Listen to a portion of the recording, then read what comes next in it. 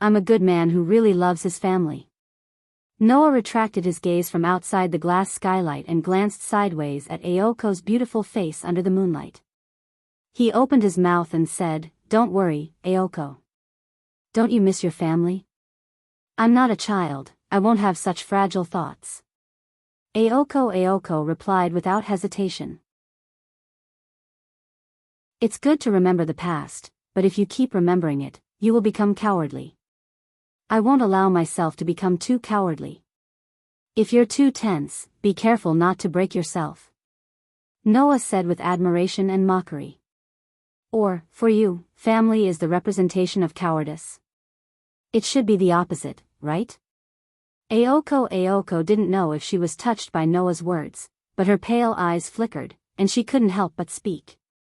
Because I can only store all the cowardice in my heart at home, so when I'm outside, I can't think about it. You're so strong. Noah smiled bitterly. No wonder you can abandon everything in the past and step into a nightmarish world. Before the age of 15, Aoko was just an ordinary person who grew up. Just like the other students in the school, Aoko was originally just an ordinary person. The only difference was that she had an extraordinary family with an extraordinary elder sister and grandfather. However, at the age of 15, Aoko resolutely accepted the inheritance of the Aoko family. She abandoned her past life, abandoned her past dreams, abandoned her past values, and even abandoned her past identity as a human. She was born as an inhuman being with contradictions. From the perspective of an ordinary person, the path of the magician was filled with blood and slaughter. It was a path that was filled with pain. No matter who it was, when faced with such a monstrous world, their only thought was to escape. But Aoko endured it all. At that time, she was still an ordinary person. Wasn't that enough for Noah to praise her for being strong?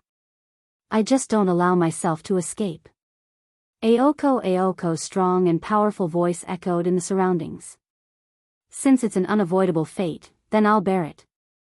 Before the day comes when I can't stand it and collapse, I'll walk through it beautifully.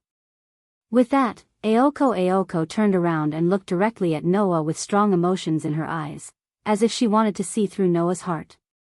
What about you? If it were you, what would you choose? Would you escape?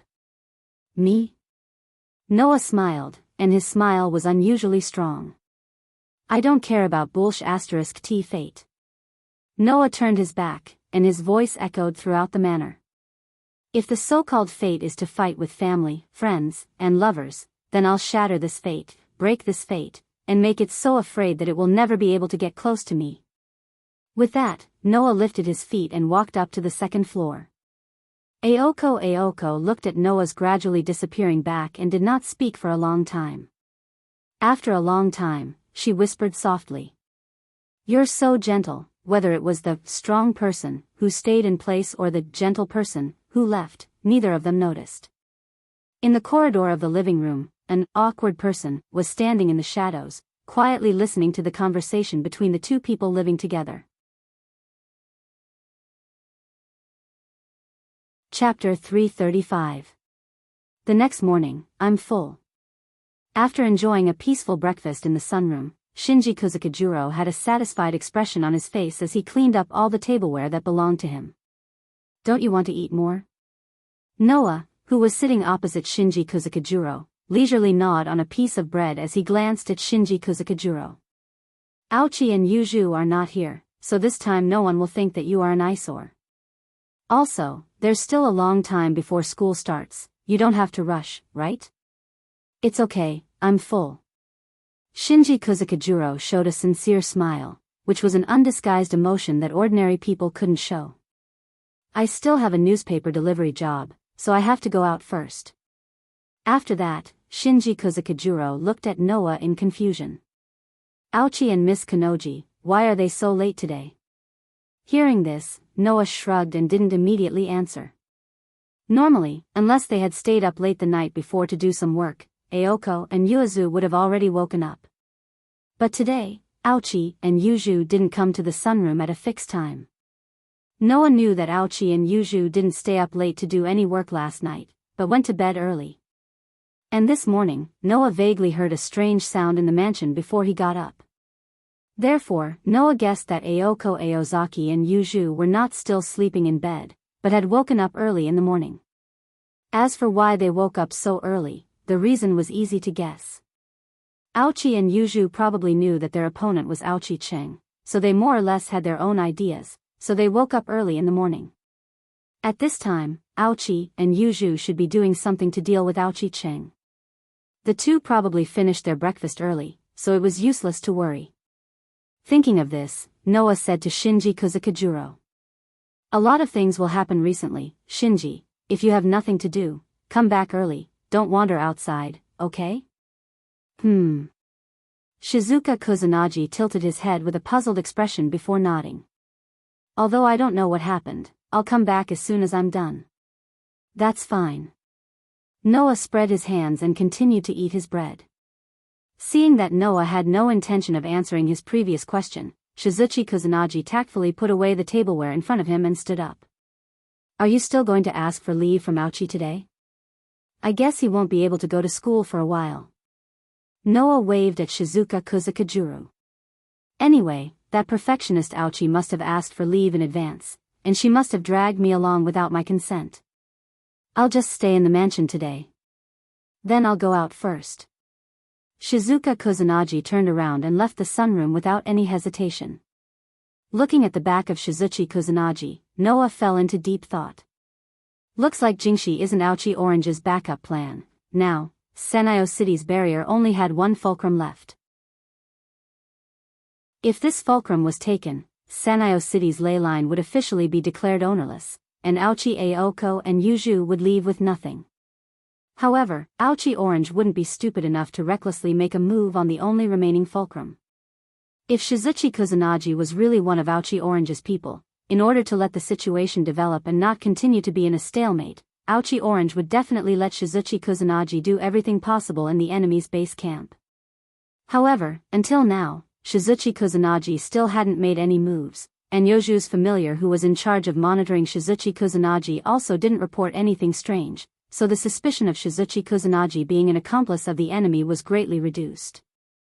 No matter what, this time the enemy isn't easy to deal with is a fact. Noah couldn't help but recall the last time he fought with Golden Wolf Bio, and couldn't help but sigh. I have to make some preparations. After saying that, Noah sped up his eating speed. After finishing his breakfast, Noah directly returned to his room, closed the door tightly, took off his shoes, sat on his bed, and pressed his hand on his chest. Blazing Fong. The incantation to summon the soul clearly echoed. Wang. A pure white geometric pattern suddenly emerged from Noah's chest. Pung. A deep blue flame rose from the star pattern, and the flame instantly illuminated Noah's surroundings, as if a gust of wind was swirling. Not long after, two pitch-black weapons with a pure white pattern emerged from the blue flame and fell down. Knight's sword and revolver. After about a month or so, the two blaze fangs that had always existed in Noah's soul were finally summoned once again. Looking at the two blaze that belonged to him, Noah couldn't help but smile. He placed the knight's sword and revolver in front of him, and after hesitating for a moment, he picked up his knight's sword. Wang. The knight's sword that was raised in front of Noah seemed to greet Noah. Its whole body trembled, and the pure white pattern on the pitch-black sword flashed with a cold luster. Looking at his beloved sword in front of him, Noah's mind was filled with exquisite runes. That was all the rune magic that Noah had learned up until now. Suddenly, one by one, the runes flashed in Noah's mind like a digital program on a sophisticated computer screen, causing Noah's dark eyes to shine. In the next moment, Noah raised one of his hands and extended a finger. The magic in his body was released from the limited seal, and flowed through Noah's body, and finally gathered at Noah's finger. Immediately, Noah pointed his finger at the knight's sword, and began to draw a flickering rune. Noah was strengthening his blaze. In Norse legends, rune was originally engraved on tools and props, and was used for divination or to pray for peace. Later, people began to engrave rune on their own weapons, borrowing the power of rune to strengthen their weapons, and also strengthened their own fighting power, and used it on the battlefield. And in this world, magicians who were proficient in rune would often engrave rune on their magic attire to strengthen their magic attire. In the magic association, some magicians who were proficient in fighting would even engrave rune on their own bodies, making it an existence similar to a weapon.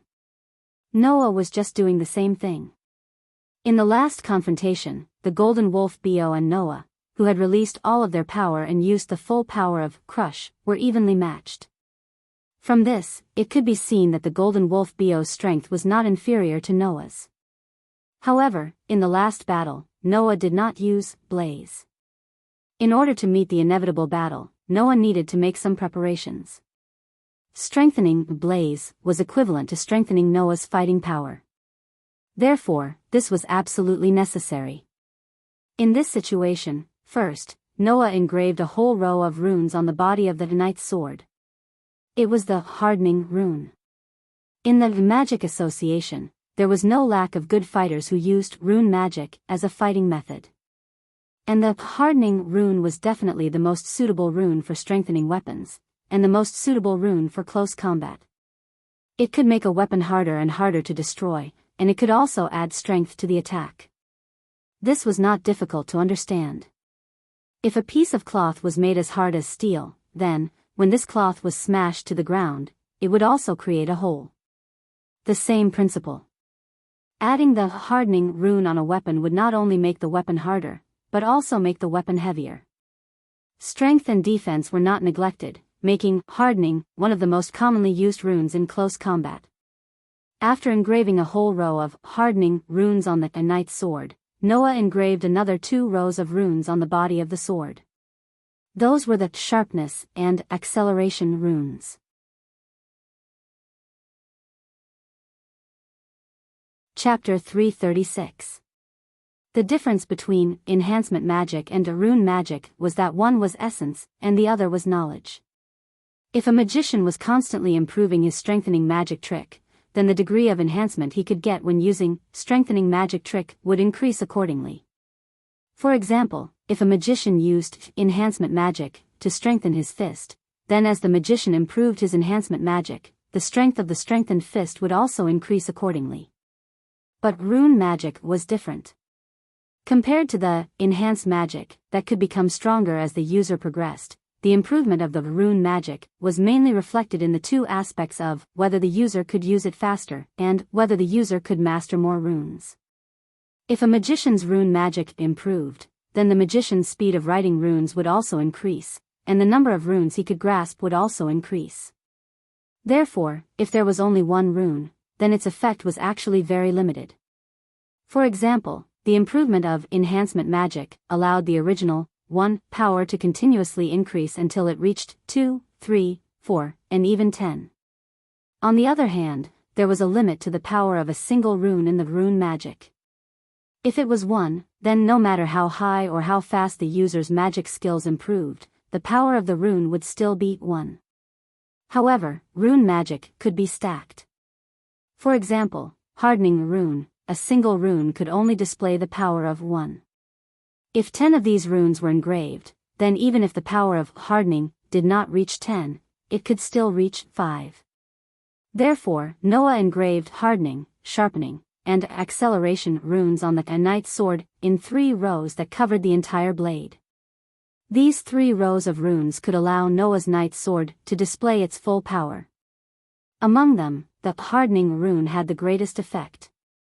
After all, the hardening runes could not only make the knight's sword heavier, but also indirectly increase its attack power.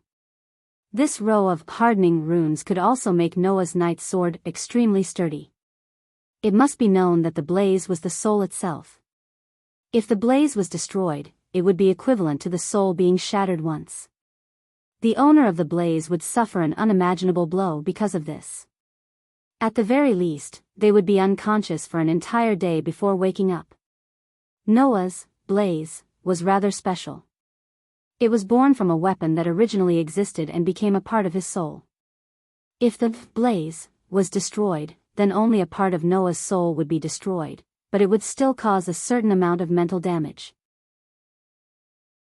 Now that there was a whole row of hardening, plus the original strength of the knight's sword, and Noah's magic buff, it was estimated that even if the golden wolf BO was 10 times or even 100 times stronger, he would not be able to cause a single crack on the knight's sword.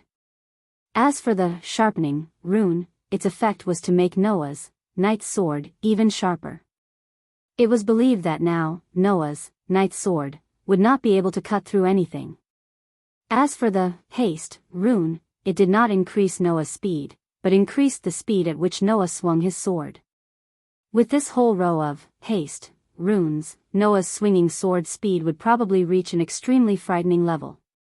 After carving these 3 rows of runes, Noah carved the last rune on the hilt of the knight's sword, forever firm. All the runes carved on the knight's sword were like miniature suns, emitting a blinding light that immediately disappeared into the knight's sword.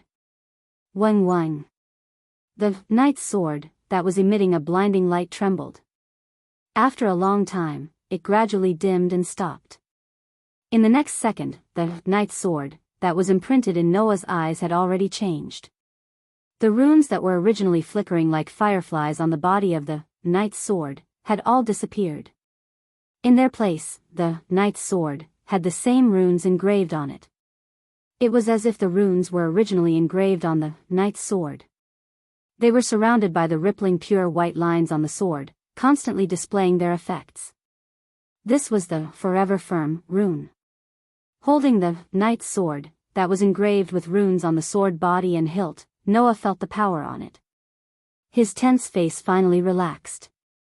The pitch-black knight's sword turned into a blue flame, disappeared, and returned to Noah's body. After this experience, the time that Noah needed to strengthen the revolver was greatly reduced. On the body of the revolver, Noah also engraved the hardening rune, which made the revolver even harder. He also engraved the acceleration rune, which greatly increased the speed of the revolver in all aspects. However, the revolver did not need the sharpness rune. Thus, Noah engraved a new row of runes on the revolver, vitality. This was a very interesting rune. It was similar to the magic enhancement rune. When used on the human body, it could increase the endurance and physical strength of the person. When used on a light bulb, it could make the light bulb brighter. It was similar to the magic enhancement rune. With the vitality rune, the revolver's firepower would become more intense. If the revolver's true power was released, the firepower would be even more intense. In this way, if Noah used the knight's sword and the revolver, his strength would definitely increase by a level. In addition, with the protection of Avalon, Noah did not need to be afraid of the golden wolf BO.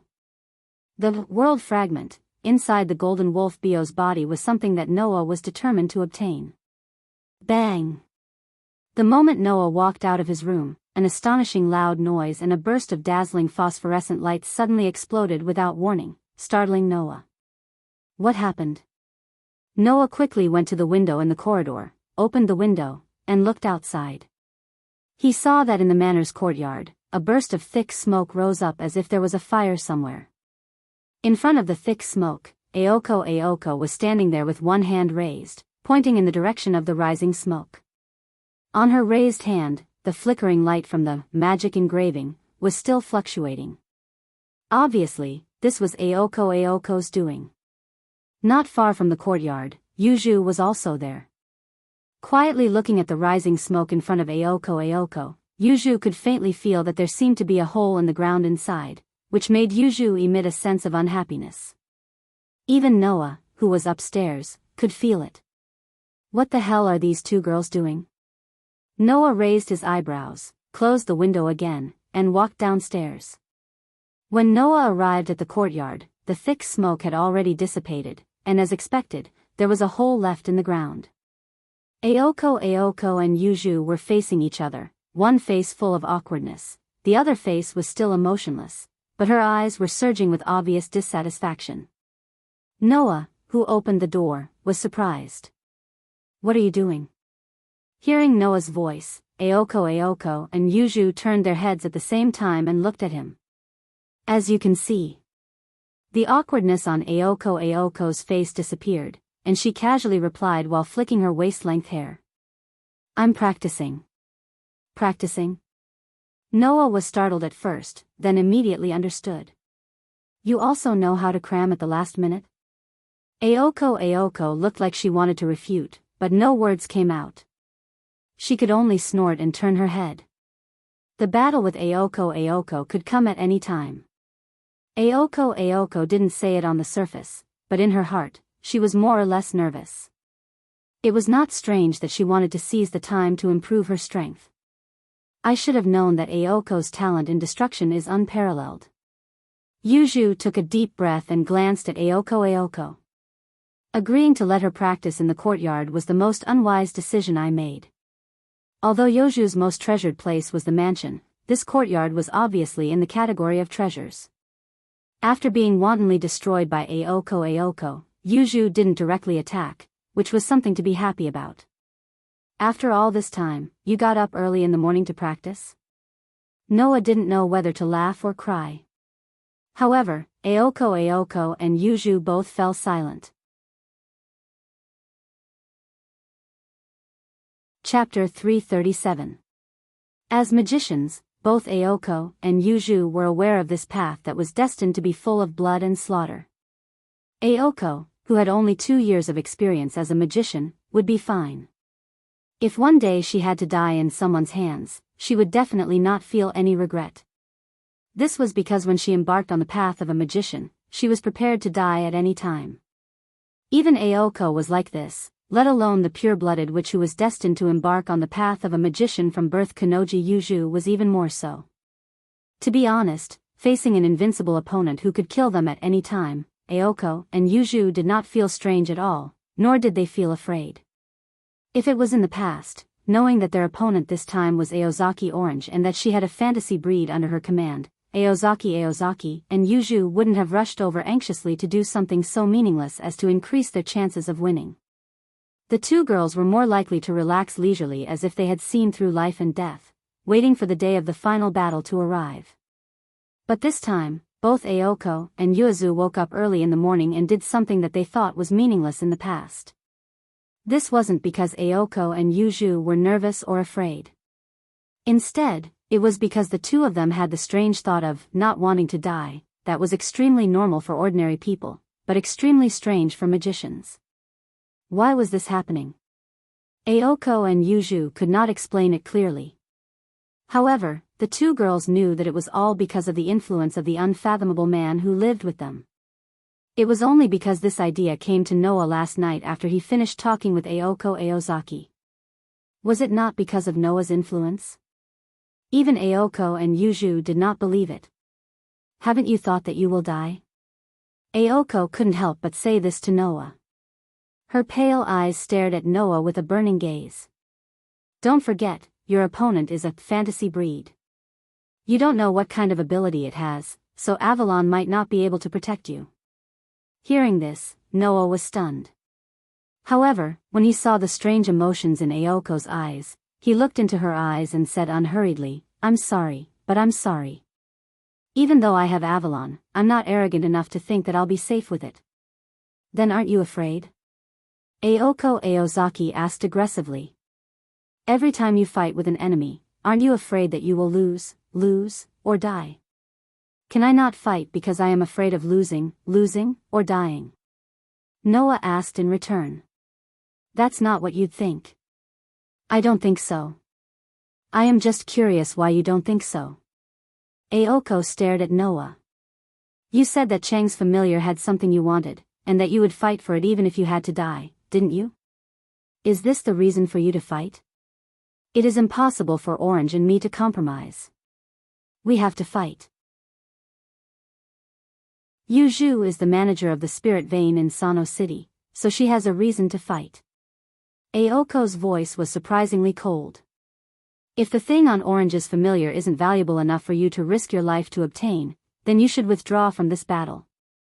As Aoko's words spread, the atmosphere suddenly became heavy.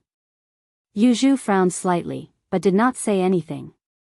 Even though she knew that if Noah withdrew, she would definitely die without any means to deal with a fantasy breed, but Yuju did not have any objections to Aoko's suggestion. Seeing Aoko and Yuju's behavior, it was impossible for Noah not to be angry. The reason for fighting? Even if it wasn't for the world fragment, just by the fact that the three of them lived under the same roof for a month or so, and the fact that they fought side by side for the past month, as companions, how could Noah watch Aoko and Yuju die in vain? Noah could even save someone like Shizuka Kusajikuro, whom he had only seen 2 or 3 times, for the sake of feeling refreshed. He was even willing to fight against the Magic Association. Now, for the sake of Aoko, Aochi and Yuju, could Noah not fight against the existence at the top of the fantasy breed? Noah had said that he would only do what he liked. If Aoko Aozaki and Yuazu were people like Wenbing Yongli that he hated, Noah would definitely not be so free as to be a saint. However, after a month of living together, Noah still had some feelings for Aoko and Yuju. As the reason for fighting, this was enough.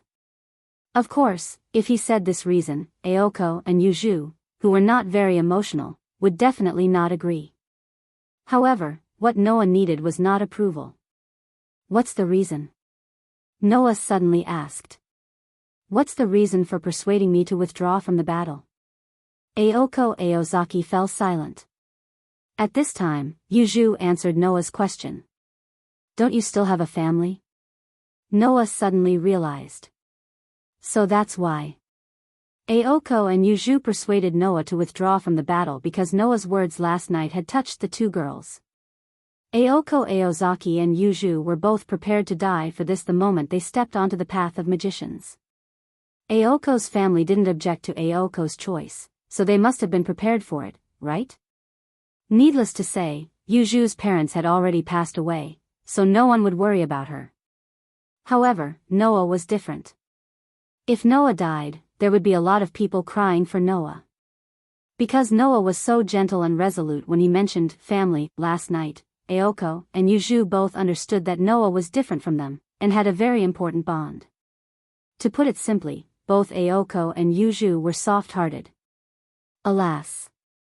Noah sighed, closed his eyes, and after a while, opened his eyes. This is really not like you. Aoko and Yuju were stunned at the same time. I said, I'm not arrogant enough to think that I'm absolutely safe, but just like Aoko said, I didn't think that I would lose, or die. Noah said calmly. If you say that I don't have enough reasons to fight, then I have a lot of reasons to not lose, and not to die. Then. Aoko seemed to want to say something, but she was interrupted by Noah. However, this is definitely not an excuse to avoid the battle. Noah looked straight at Aoko Aozaki. I believe that if it were you, you would make the same decision as me, because you will never allow yourself to escape. Aoko was speechless. Your sister once asked me if I was your possession. Noah suddenly laughed. At that time, I told her that even if I was, it was because you were my possession. Who's your property? Aoko yelled, but Noah ignored her. If you really want a reasonable reason to fight, then I'll tell you now. Noah glanced at Aoko Aoki, then glanced at Yuju, and then smiled. I don't mind treating you as my possession, and then fighting for you. Whether it was Aoko or Yuju, they were both people with strong self-esteem. If it was any other time, if anyone declared that they were his possession in front of these 2 girls, that person would definitely die a horrible death. But this time, Aoko and Yuju looked at Noah in a daze, and did not respond for a long time. Looking into Noah's dark and deep eyes, Yuju lowered her head. After a while, she opened her red lips. This morning, there was a magical reaction at the position of the last fulcrum. Noah's pupils contracted.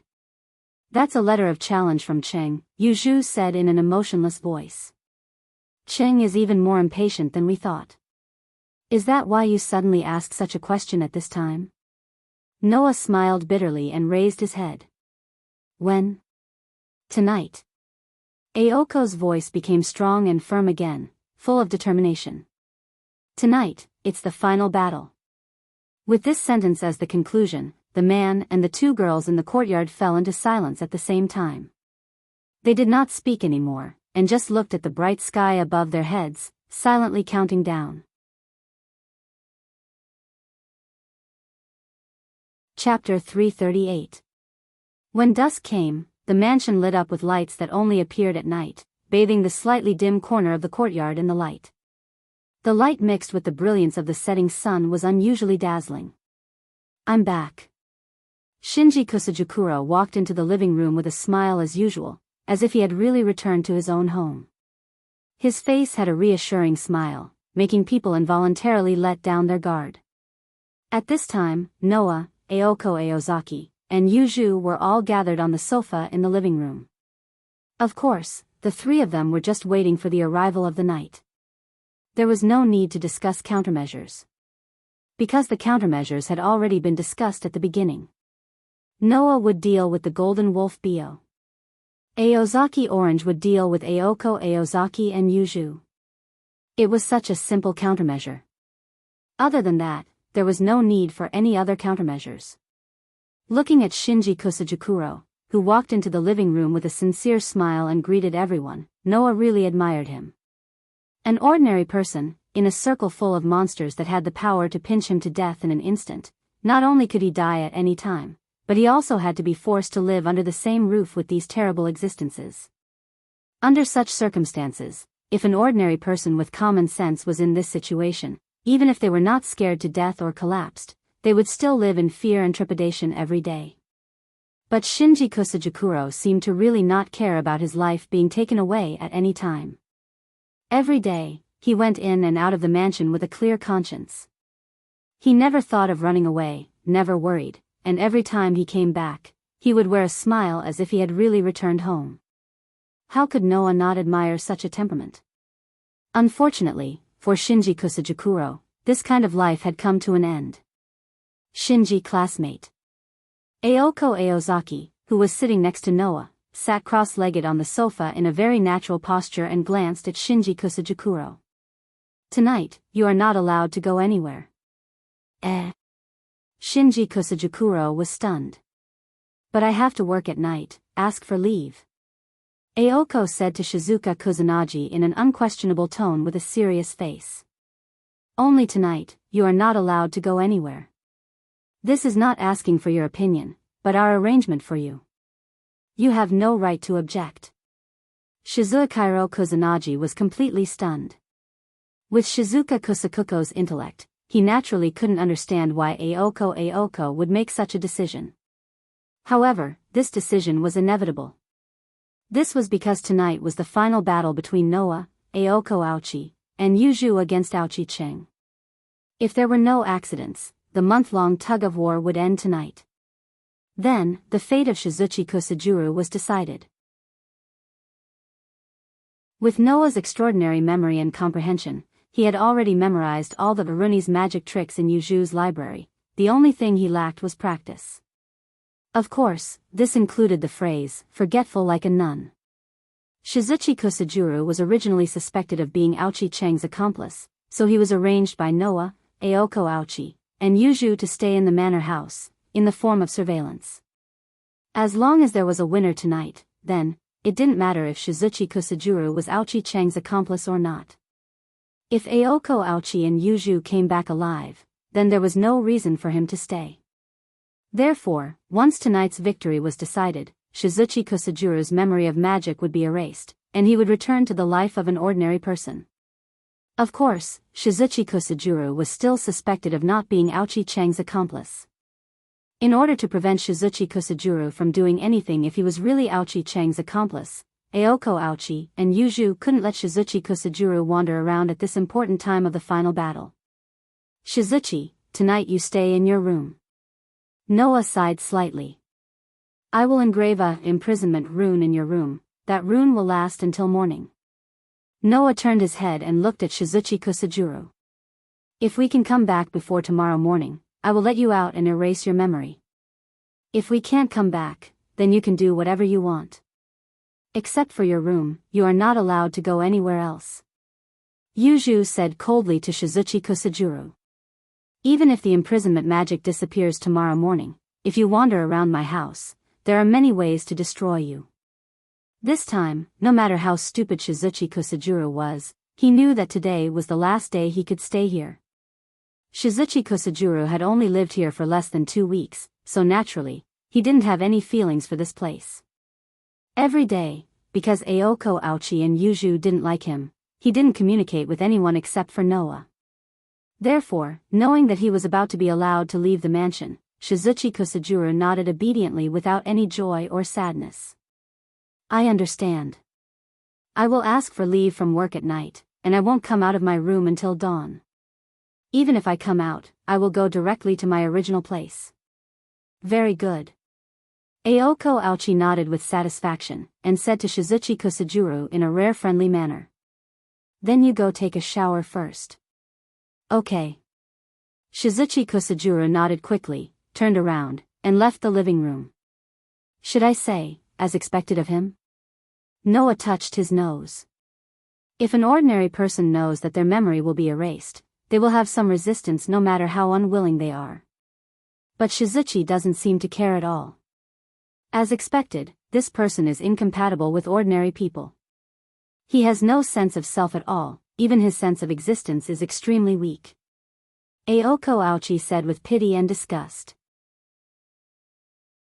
I hate this kind of person the most. I really don't get along with him.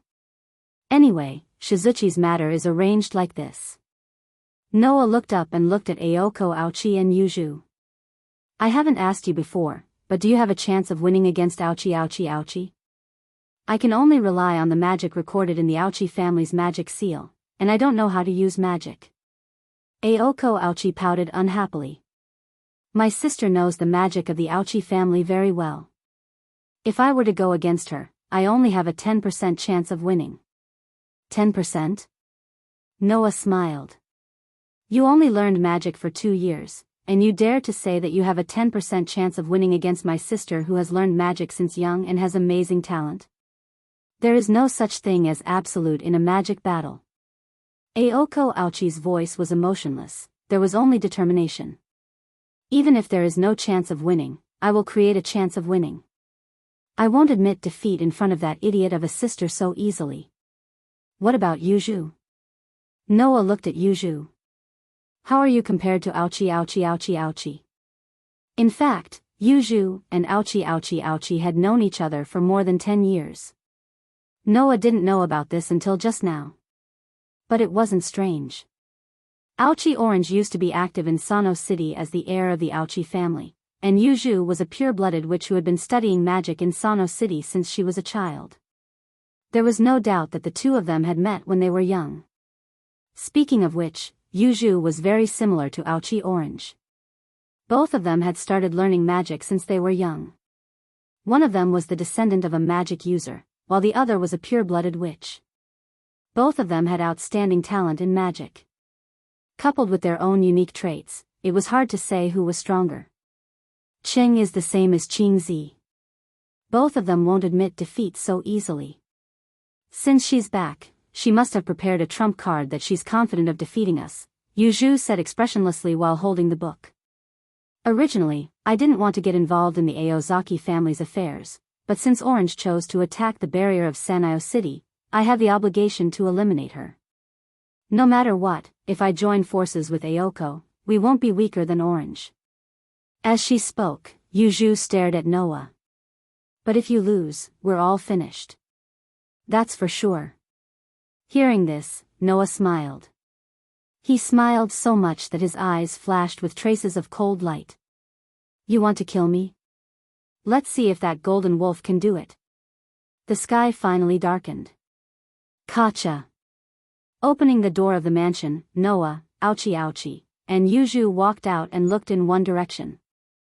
That was the direction of the last fulcrum. At this time, whether it was Noah, Aochi, or Yuju, they all chose to remain silent. They lifted their feet and silently walked out.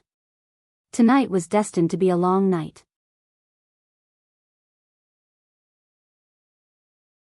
Chapter 339. Tonight, a thick layer of dark clouds covered the entire sky of Sanyo City, blocking all light sources. Compared to the past, Sanyo City's night was undoubtedly darker. It was as if they already knew that today would not be too ordinary, and there was a sense of tension everywhere.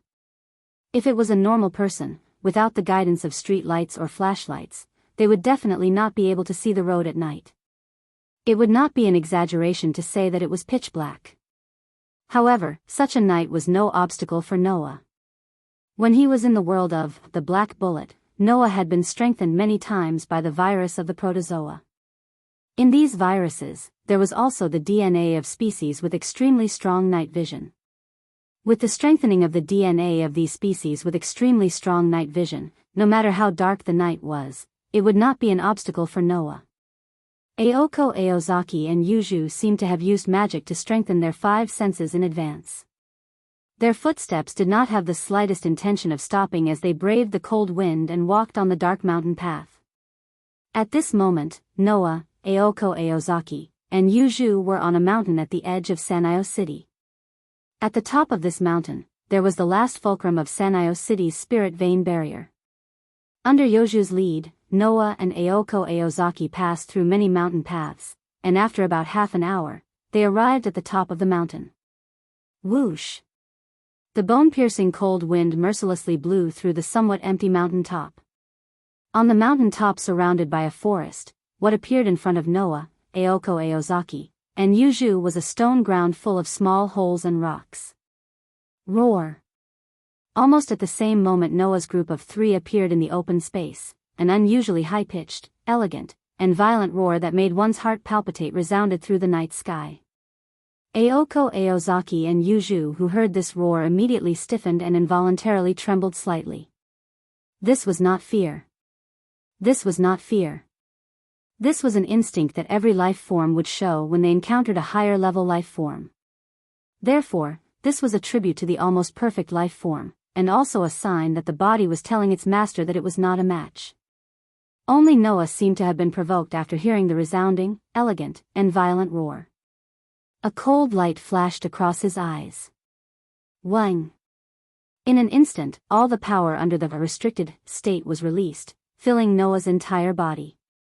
This caused Noah's entire body to emit an extremely terrifying aura, silently enveloping all directions. That resounding, elegant, and violent roar came to an abrupt halt. Life forms would instinctively tremble when encountering higher life forms. Mysteries were useless in the face of higher mysteries.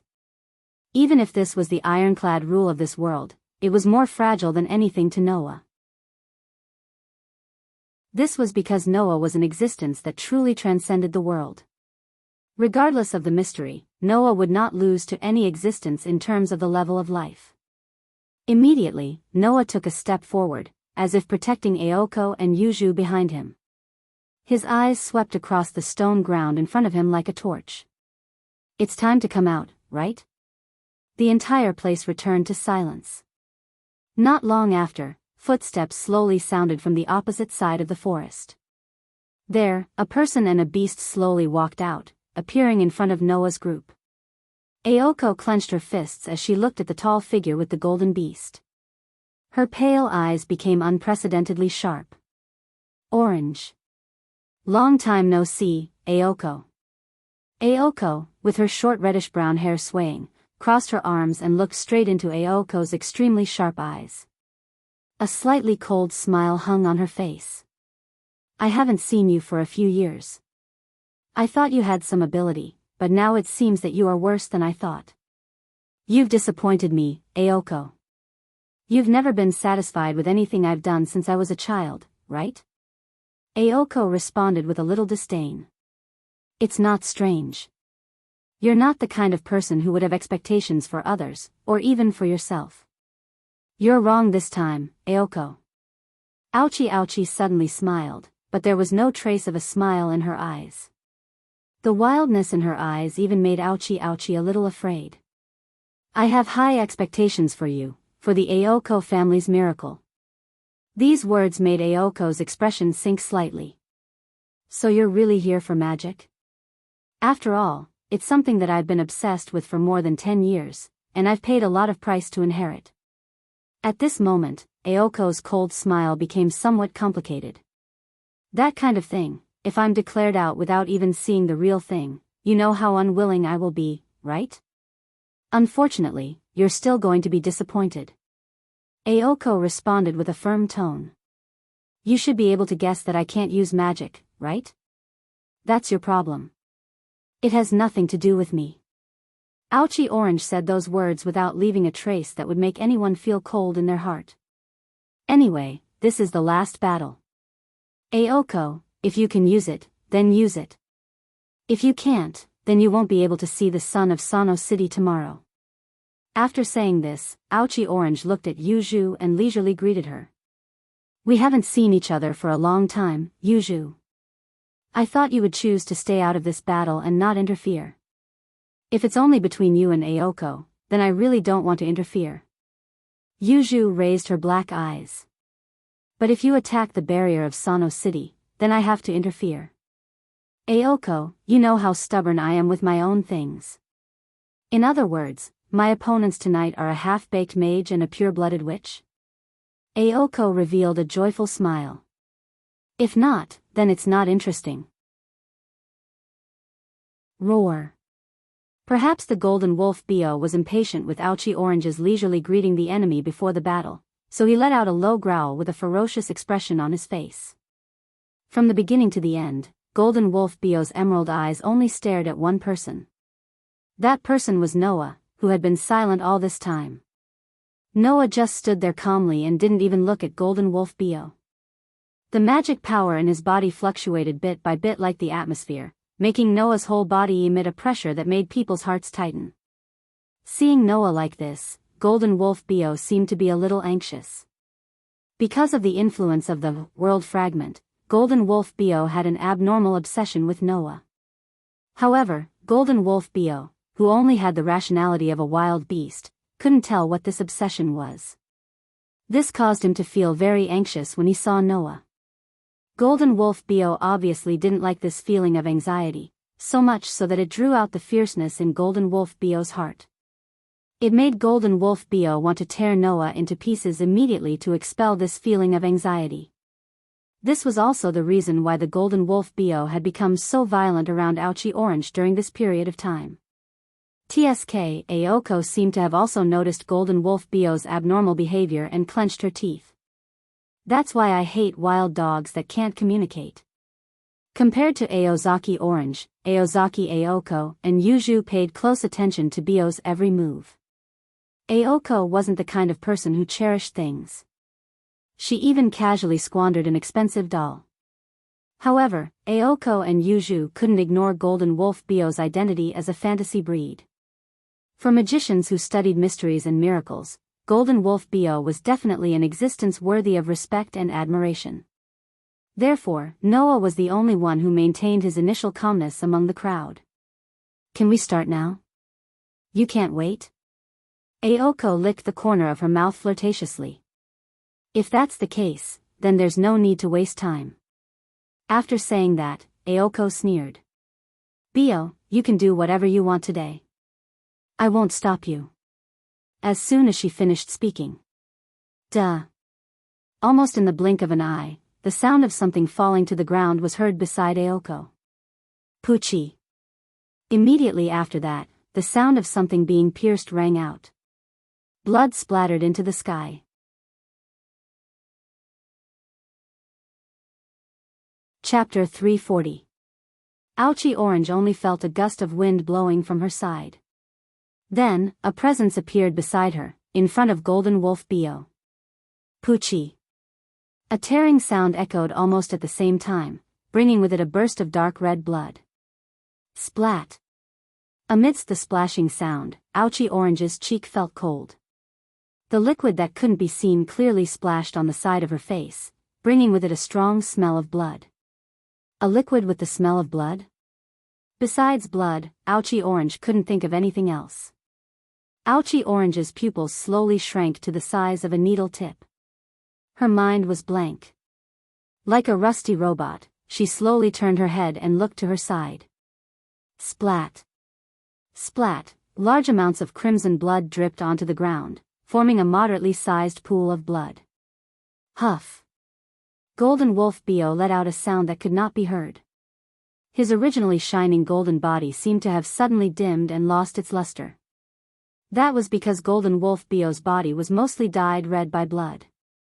Taking a closer look, a pitch-black sword with pure white patterns on it had pierced through Golden Wolf Bio's chest and came out from his back. A large amount of blood gushed out from the Golden Wolf Bio's body. And in front of Golden Wolf Bio, Noah, who had appeared out of nowhere, used the knight's sword in his hand to fiercely pierce through Golden Wolf Bio's body.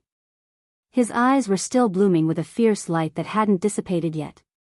No matter if it was Ouchie Orange, Ouchie Aoko, or Jiyuji Yuju, they were all shocked by this extremely sudden scene in front of them.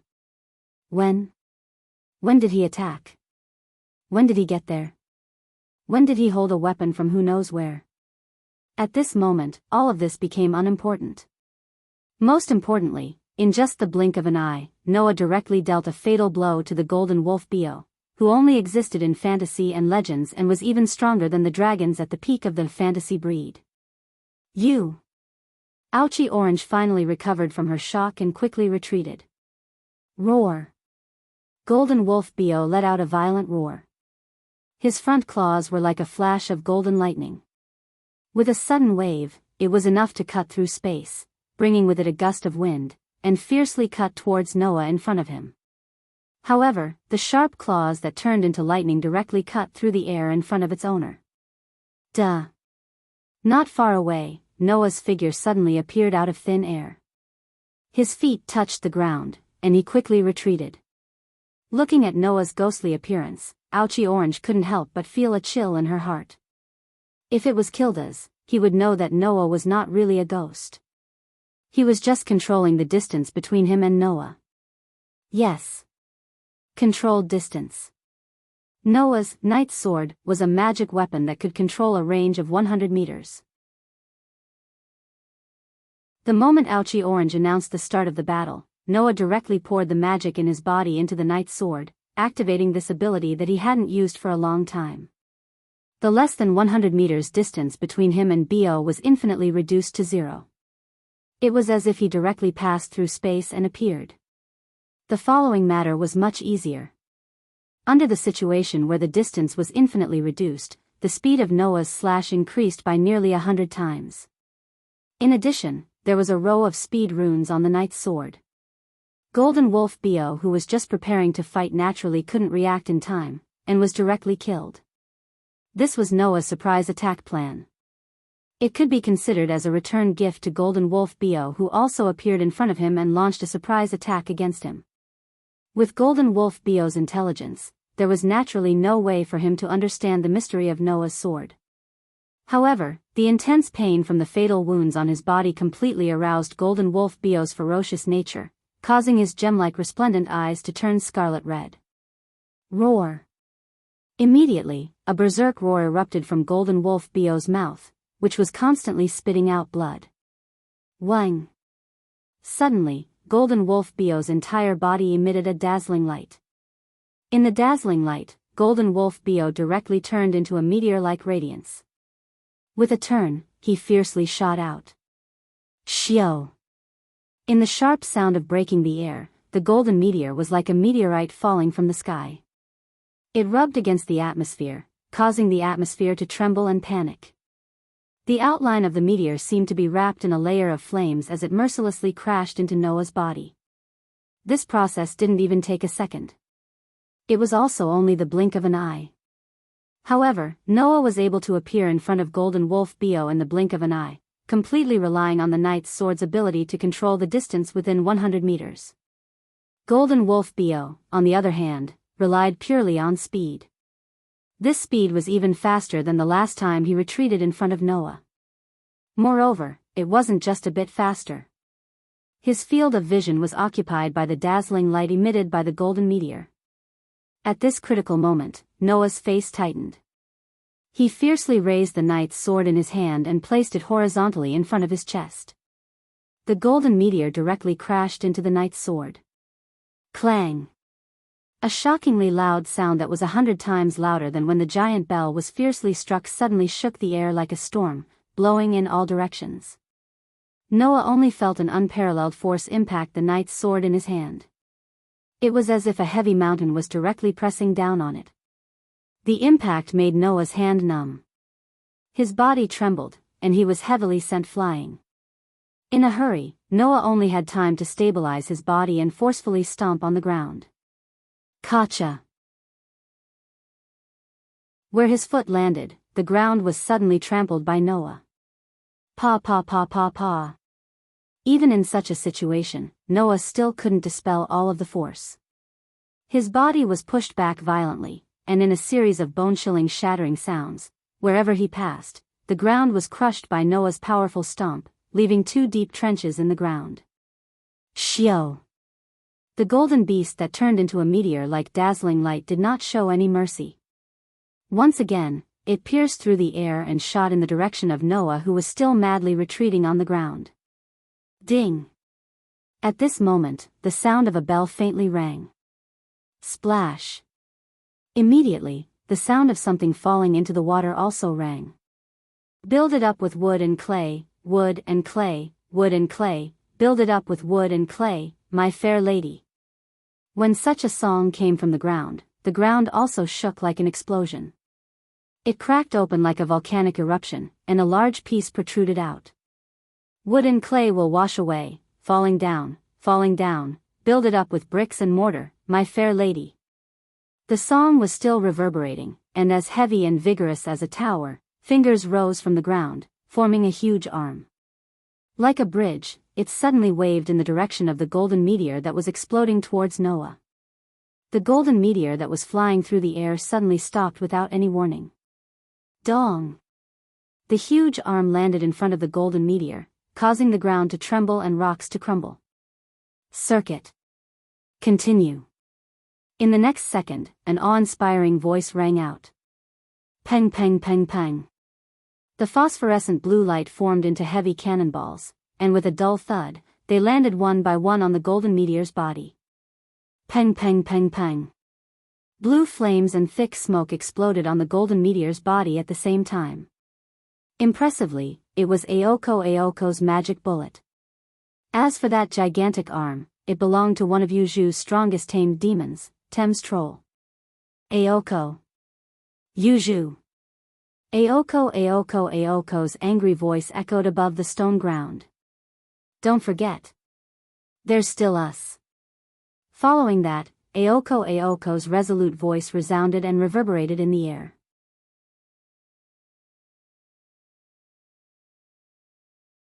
Chapter 341.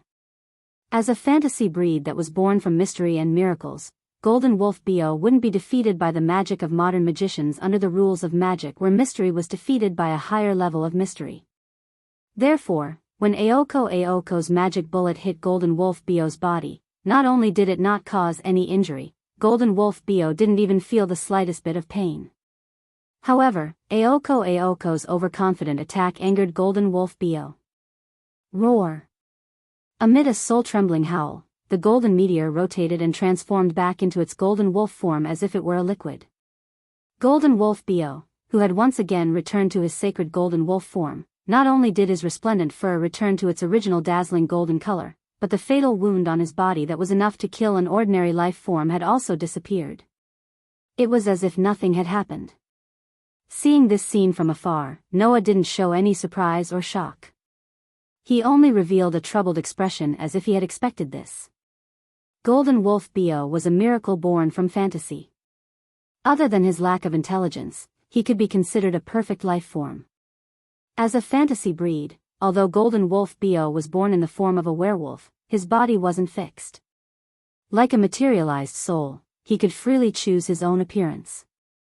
Therefore, the Golden Wolf Bio could transform into a golden meteor, a majestic gorilla, a powerful bull, or even a human form. It could transform into any form it wanted, and it could transform into anything. Even a disgusting existence like a protozoa could have a decent regenerative ability. Noah wasn't surprised at all that such a miraculous life form had a terrifying regenerative ability and an immortal body. However, in this way, it would be difficult to defeat Golden Wolf Bio. Aoko seemed to have considered the same thing. Her pretty face tensed up, and her arm that was flickering with phosphorescence subconsciously aimed at Golden Wolf Bio. Roar.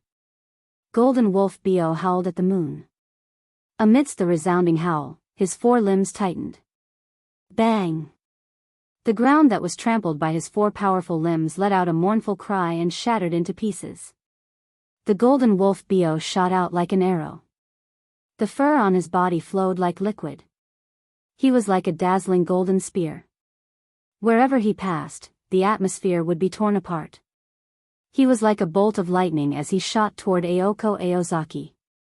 Aoko didn't even have time to react. She only saw a blur before a sacred golden light appeared in front of her. Qing Zi. Beside him, Yuju could not help but cry out in alarm. The Golden Wolf Bio's eyes flashed with an ominous glint. He mercilessly raised his front paw and ruthlessly slapped at Aoko, bringing along a wave of pressure that made people's hearts tighten.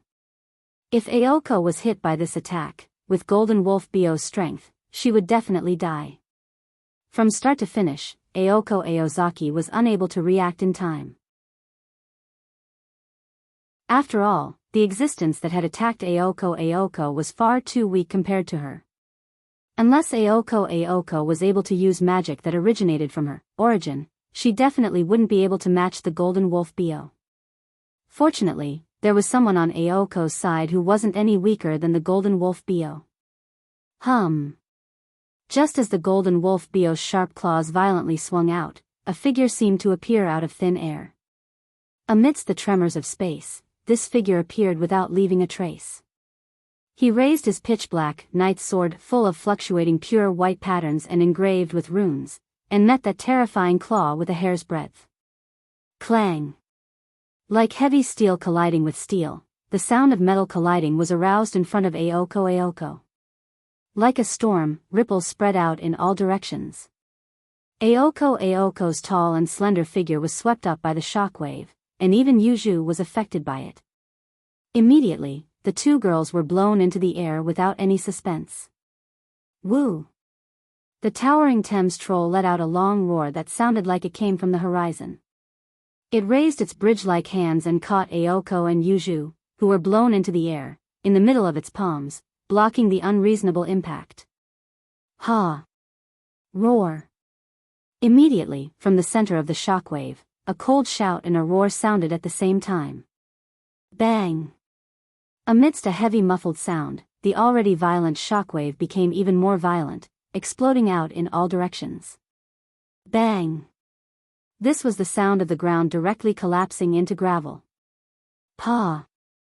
It was the sound of the trees in the forest that surrounded the stony ground breaking and falling.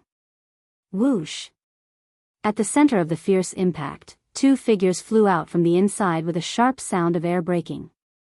They continuously pulled apart the distance between them, but at a certain moment, they steadied themselves at the same time. They fiercely stomped on the ground. Instead of retreating, they advanced and charged forward. Chi! The excessive speed made one person and one beast turn into two streams of light, one white and one gold. Like a thunderbolt, they flashed through the air and heavily collided with each other. Dong! Amidst the thunderous noise, the two streams of light, one white and one gold, separated from each other amidst the surging waves. They then spun around like fish in water, drawing a beautiful arc in the air before colliding with each other once again. Dong! Dong! Dong! Dong! Therefore, on the stone ground that was incomparably weak compared to the power of one person and one beast, the two streams of light, one white and one gold, crazily collided again and again. After separating, they collided again and again. Like a meteor chasing each other, they gradually moved the battlefield. Looking at the two streams of light, one white and one gold, gradually moving further away, and then looking at the scene that had become battered and exhausted as if it had been attacked by a violent storm. Everywhere, there were cracks on the ground, broken stones, and holes. Even Aoko Aochi and Yoju's cheeks were slightly pale. He can actually fight with Bio like that monster. Aochi Aoko's expression became gloomy, but after a while, she relaxed. Raising her head, she looked at Aochi Aoko and Yuju who were standing on the palm of the Thames troll and smiled cruelly. In this way, both of our trump cards have been used at the same time. What do you plan to do next? As soon as her voice fell, the magical power in Aochi's body rose little by little. Aoko, Aoki and Yuju, who were standing on the palm of the Thames troll, noticed that tiny dots of light, like fireflies, were slowly appearing in the surrounding forest and on the stone ground. That is. Aoko, Aochi and Yuju's expression changed. Those tiny specks of light were actually runes. That was Aochi's magic, the same magic as Noah's runi magic. Aochi. Aochi glared at her sister below. In order to eliminate the traps you set here, I spent a lot of time. On the contrary, it was much easier to engrave these runes, and I finally finished it. Aochi laughed cruelly. Aochi, you just said not to forget about you, but you forgot about me. Don't tell me you think I'm just watching from the side. Now, you are in my territory. Aochi's eyes revealed a hint of happiness. Future mage, pure-blooded witch, don't let me down. Aochi clenched her fists in the face of Aochi's provocative words. She suppressed all the emotions in her heart and calmed down. This is Aochi's territory, and it's not good for us. Yuju, what should we do? Let's fight. Yuju said concisely. The opponent has their territory, and we also have our advantages. After saying that, Yuju secretly glanced in a direction, which attracted Aochi's gaze. In the next moment, Aochi saw it. She saw the gorgeous scabbard inserted in the ground, which was blooming with golden light. That was left behind by Noah before he left. Yuju's voice slowly sounded. We are being taken care of, Aochi.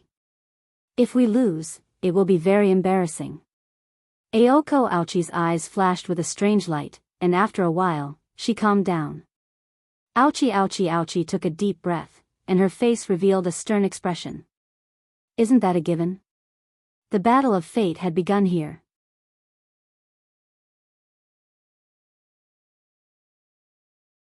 Chapter 342.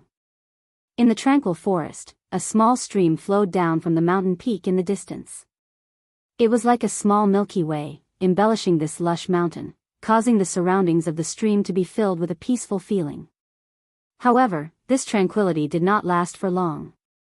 Whoosh! Two streams of light, one white and one gold, were like two meteors chasing each other. They suddenly appeared in the midst of a sharp sonic boom. They circled in the sky above the forest like swallows, and then they suddenly collided head-on. Boom! For a moment, as if a meteorite had collided with the earth, a deafening loud noise exploded in the sky above the forest.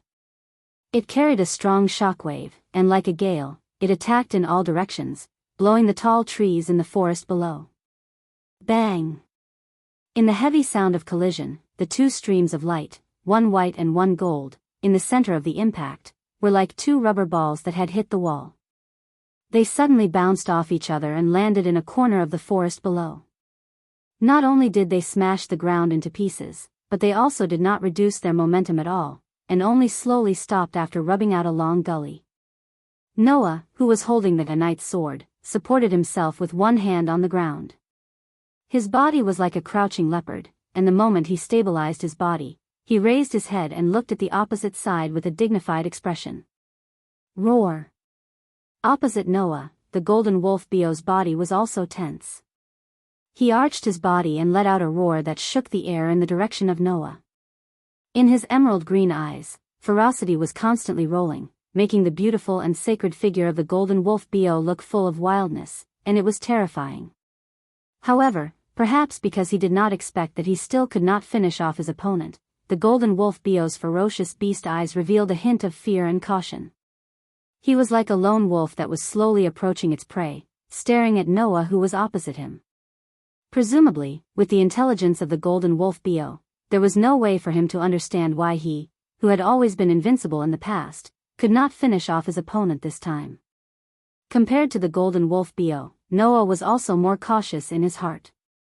If one were to observe carefully, they would discover that Noah's hand that was holding the sword was actually trembling slightly.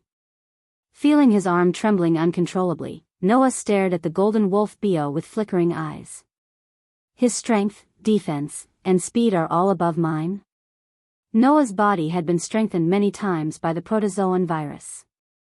Coupled with the DNA of various species, in terms of physical ability, he was definitely not weaker than any of the cursed children. However, compared to the golden wolf Bio, who was made up of mysteries and miracles, not only did he only exist in fantasy, but he was also affected by the world fragment. If it was just physical strength alone, there was indeed no way to contend against him. Needless to say, after several confrontations, he was able to numb Noah's arm with just his strength. Needless to say, he was very strong. Furthermore, the golden wolf Bio was able to use his claws to fight against Noah's knight's sword, which was strengthened by a large number of hardening and sharpening runes. It was easy to imagine how high his body's defense was. However, this was not the most important thing. The most important thing was that Noah had already seen that the golden wolf Bio's true strength was not his strength nor his defense, but his speed. If it was not for the fact that Noah was able to use the knight's sword's ability to control the distance at will and leap, he would not have been able to fight with the golden wolf Bio to a standstill. In the last confrontation, although Noah had used his full strength, he had hidden his knight's sword and revolver. The golden wolf Bio did not seem to have used his full strength in the first confrontation. Just like Noah, he had hidden some of his strength. Therefore, in this battle, no matter if it was Noah or the golden wolf Bio who was lacking in intelligence, both of them had a complete understanding of the situation. At this moment, the opponent in front of them was a strong enemy in the truest sense. After understanding this point, the golden wolf Bio did not care for the time being. However, Noah laughed, and he laughed very excitedly. If I don't do this, then it would be boring. As soon as he finished speaking, a dense blue flame suddenly burned on Noah's body. Come. It's your turn. Magician. The other weapon in Noah's soul not only directly awakened from its master's call, it also released its true power in an instant. Dense blue flames rolled up amidst the vibrations in the air. They flowed out and gathered on Noah's back, turning into inorganic mechanical wings. Kacha! The pitch-black wing rotated, and the nozzle at the tip of the wing emitted a large amount of black light with a bang sound. Like two pairs of pitch-black light wings, they spread out on Noah's back. On the inorganic mechanical black wings that formed the wings of light, streams of light constantly flowed on the mysterious runes. The magician, who had transformed into the death feather form, stuck close to Noah's back, allowing Noah to float. Of course, Noah didn't just unleash his magician. Looking carefully, on Noah's arm, a bright light pattern spread out, covering Noah's sword hand. Impressively, it was the enhanced magic. The two weapons that were born from the soul blaze. The mysterious runes on the weapons that were added to the soul, none. In addition, there was another skill that he had trained for a long time, enhance. At this moment, Noah finally brought out all his strength in the truest sense. He no longer held anything back. Bang! The magician, who had transformed into the death feather form, spat out a large amount of black light, forming two pairs of pitch-black light wings, pushing away all of the surrounding airflow, causing the atmosphere to tremble. Noah looked at the golden wolf Bio with a burning gaze. Those pitch-black eyes flickered with vigor, causing the golden wolf Bio's hair to stand up like spikes, and he let out a threatening roar. In response, Noah just calmly raised the knight's sword in his hand and said, "Come." Roar. As if provoked, the golden wolf Bio stared at Noah with his blood-red eyes, and then his four limbs fiercely stomped on the ground. Bang! A huge crack spread out from under the golden wolf Bio's feet, causing the golden wolf Bio's body to explode with a terrifying sound. He suddenly appeared in the air in front of Noah, who had left the ground. His sharp claws were like the edge of a blade, flickering with a cold light, and fiercely slashed at Noah's throat. Paw! Wherever the sharp claws passed, a few faint black marks were cut out in the air. Seeing this, Noah's eyes flashed. With a thought, the magician on his back immediately spat out a pair of black light wings, pushing the air, causing Noah to quickly retreat. An afterimage emerged like a phantom. Swish! The golden wolf Bio's attack directly hit the air. With the death feather form of the magician, in addition to the speed rune on the magician, Noah's speed was finally not inferior to the golden wolf Bio, and he easily dodged the golden wolf Bio's fierce attack. Roar! The golden wolf Bio angrily roared. His body flew out, cutting through the air, and once again appeared in front of Noah. His sharp claws and teeth carried a deep sound as they pierced through the air, and fiercely smashed towards Noah in front of him. Looking at the storm-like golden wolf Bio, Noah bent his finger and flicked it. A bright white light suddenly flashed in front of him. Bang! The golden wolf Bio's sharp claws fiercely smashed into the white light, bringing about a deep sound. However, in the next moment, the white light wrapped around the golden wolf Bio's sharp claws. Bang! In the white light, the golden wolf Bio's sharp claws actually directly shattered and exploded. Super advanced destruction magic, crush. Roar! The golden wolf Bio let out a painful low roar. At this moment, the knight's sword in Noah's hand trembled as he retreated, causing Noah's body to suddenly disappear. When he reappeared, he was already in front of the golden wolf Bio. Soon after, a fist that was mixed with a whirlpool of air heavily smashed onto the waist of the golden wolf Bio. That was the annihilation strike. Dong! In the muffled sound, the golden wolf Bio's low roar came to an abrupt end. His body flew backwards like a kite with a broken string, and heavily smashed into the ground.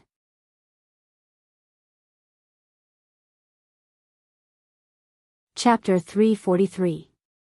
Bang! With a muffled sound, golden wolf Bio heavily smashed into the ground, smashing the ground into smithereens. Countless gravel flew up and buried golden wolf Bio's not-so-huge body. Roar! However, not long after, a violent roar reverberated from the center of the pile of gravel, transforming into a sound wave that blew away the gravel on the ground, causing golden wolf Bio to once again appear in the air. Roar! The sharp pain from his back aroused golden wolf Bio's ferocious spirit, causing a malevolent emotion to emerge in golden wolf Bio's eyes. Staring at Noah, who was floating in the air, a roar erupted from his throat. Stomp! With a resounding stomping sound, golden wolf Bio violently rushed out, like a rocket soaring into the sky, rushing towards Noah, who was in the air. Looking at golden wolf Bio, who was shooting towards him like a rocket, Noah's expression shook, but a bright vortex of brilliance filled the air under his feet. Like a violent impact, with a bang sound, Noah didn't retreat, but instead advanced. In an instant, the dual blessings of a magician and great leap erupted, causing Noah's speed to reach an extremely terrifying level. Like a cannonball, he fiercely collided with golden wolf Bio, who was attacking him. Clang! The pitch-black knight's sword fiercely collided with golden wolf Bio's sharp claws. The crisp sound of metal clashing against metal also stirred up a terrifying air wave that violently surged out. Kacha kacha kacha! Below, the entire forest ground and trees were mercilessly affected by the shock wave. At this moment, all of them exploded and turned into powder. Bang bang bang bang! At the side of the forest, the water surface of the stream that was originally flowing in an extremely regular manner kept on exploding. Waves that were several meters high were actually blasted up, as if they were favored by a strong wind. The waves flipped over and drowned the nearby trees. Unknowingly, golden wolf Bio's shattered front claws had already recovered. Golden wolf Bio's body also trembled, turning into a golden rainbow. In a breath's time, he appeared in front of Noah. A pair of sharp dagger-like claws repeatedly swung out, stabbing towards Noah's neck and chest. Ding ding! However, although golden wolf Bio's speed was fast, Noah's speed was not inferior to golden wolf Bio's with the support of the death feather, form, magician, and leap. Before golden wolf Bio's sharp claws could land on his body, the knight's sword made a swoosh sound and blocked the attack, easily blocking the attack of the sharp claws. After the attack failed, golden wolf Bio's mood seemed to become even more irritable. A dazzling golden light wrapped around his pair of sharp claws, as if they had turned into two golden pythons. Like lightning, they bypassed the knight's sword and viciously slashed towards Noah's head. Whang! Unfortunately, just as those python-like sharp claws swept out, a brilliant white light flashed from Noah's body, enveloping Golden Wolf Bio's pair of sharp claws. Bang! In the midst of an explosion, within the white light, Golden Wolf Bio's pair of sharp claws were shattered on the spot and turned into flying ash. Clang! Almost at the same time, the light on the pitch-black knight's sword greatly increased, and the runes on the body of the sword lit up one by one. The pitch-black knight's sword also trembled, and with a sword cry, it turned into a white light. With a sharp slashing sound, it fiercely stabbed towards Golden Wolf Bio's direction. With the support of the knight's sword's ability to control the distance and the runes of the acceleration, this sword was simply like a white light flashing through space. It was incomparably fast. Golden Wolf Bio's forte was his speed, but under this attack, even Golden Wolf Bio's speed paled in comparison. However, just when Noah thought that this attack was going to pierce through Golden Wolf Bio's body like before, something strange happened to Golden Wolf Bio's body again. Roar! In the midst of a soul-shaking howl, Golden Wolf Bio's entire body rose with a dazzling golden light. Golden Wolf Bio's body seemed to have disintegrated, scattering into rays of light that filled the sky, without a real body. Clang! Shortening the distance to the limit, and with the support of the acceleration rune, the pitch-black knight's sword directly pierced through the rays of light that filled the sky, as if it had fallen into thin air. With a sharp sound of breaking through the air, it completely missed, and at this moment, the strong rays of light that rose in the surroundings actually twisted, and amidst the vibrations of space, they all condensed together. Not long after, they turned into a huge golden eagle. Screech! A sharp screech sounded from the golden eagle's mouth, waking up Noah and making Noah's expression change. Whoosh! Immediately after, Golden Wolf Bio, who had turned into a golden eagle, directly swooped down like a sharp arrow, and violently swept towards Noah. At this moment, Golden Wolf Bio's speed was much faster than before. In just a flash, he appeared in front of Noah. Whoosh! Under Noah's gaze, the two sharp claws of the golden eagle turned into countless rays of golden light, drawing a pitch-black mark in the air, almost covering the entire range of Noah's surroundings. With a piercing chill, it mercilessly enveloped Noah's direction. Noah's eyes focused, and at this moment, the wings of death, form of the magician, behind him also suddenly unfolded. Kacha! The tip of the inorganic machine-like wings no longer spouted out black rays of light, but rapidly secreted pieces of pitch-black steel-like scales, instantly forming a dense steel net, extending to the front, and wrapping Noah's body inch by inch. Ding, ding, ding, ding, ding. The overwhelming golden rays of light poured down on the steel net formed by the magician, and immediately, a series of crisp sounds burst out.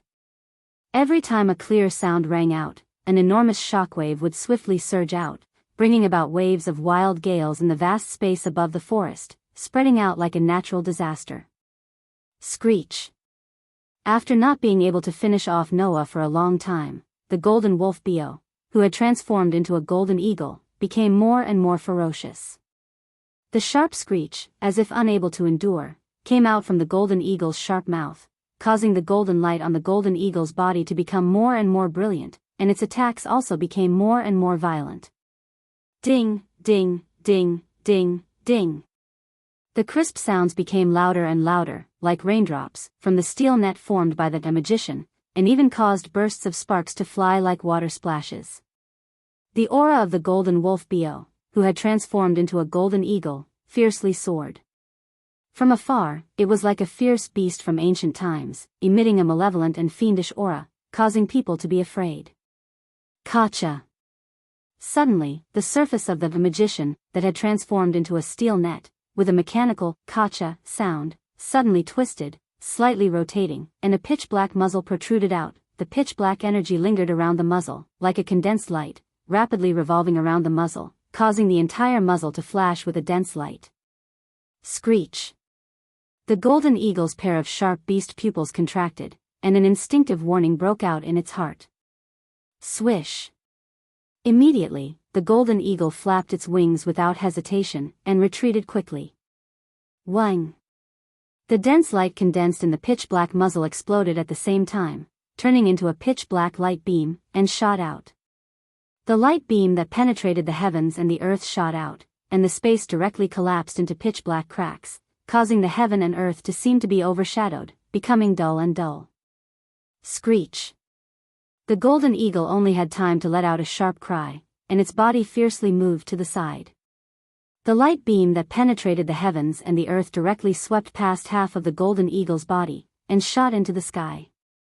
The half of the body that was touched by the pitch-black light beam seemed to vaporize, and suddenly burned in the air, collapsing and disappearing.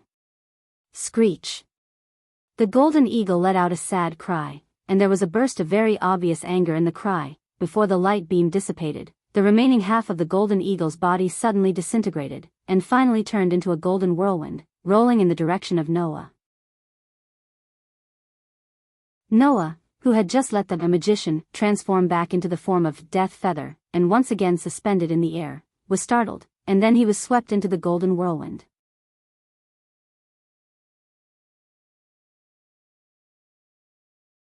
Chapter 344. Dash. The howling of the wind lingered in the air above the forest. However, the howling of the wind was a form that ordinary winds would never be able to possess. The golden whirlwind seemed to be derived from the sun. Not only did it bring along a heat wave that distorted one's vision, it was also emitting a bright golden light that could not be ignored. Woo dash! Woo dash! In the midst of the raging golden whirlwind, Noah was like a small boat in a storm, swaying up and down uncontrollably along with the waves. Especially the surrounding scorching wind, Noah's entire body was emitting smoke as if it was on fire, causing Noah's skin to hurt. Wang wang wang wang. Behind Noah, the tip of the magician's wings in the form of wings of death, was crazily emitting a large amount of black light, forming a pushing force that bitterly supported Noah's body, preventing Noah from spinning away in the wind. However, he could not control the ups and downs of his body. In such an environment, Noah's entire body seemed to be imprisoned by an invisible binding. He could not move at all. Even if he used leap, he could not rush out of the center of the whirlwind. He could only bitterly struggle. Similarly, the knight's sword's ability to freely control the distance was also unable to take effect at this time. After all, the knight's sword could only control the distance of 100 meters, and that was only limited to controlling the distance. If the knight's sword's ability was to control space, then Noah could instantly teleport and leave the center of the whirlwind. However, the knight's sword's ability was to control the distance. No matter how short the distance was, this distance still existed. It was impossible to truly reduce it to zero. As long as there was a distance, the whirlwind would be able to take effect within this distance. If Noah wanted to cross this shortened distance, he would still have to move forward against the golden whirlwind. Since it's like this. Feeling the intense pain from the hot wind all over his body, Noah's face revealed a trace of ruthlessness. The magic in his body was like another whirlwind, violently surging out. Let it all be reduced to dust. As soon as his voice fell, the mana that surged out of Noah's body like a whirlwind turned into a dazzling white light that suddenly expanded like an ocean. Roar! Within the golden whirlwind, the golden wolf Beo's resounding roar reverberated throughout the entire golden whirlwind, as if he felt a trace of threat from Noah's actions. Bang!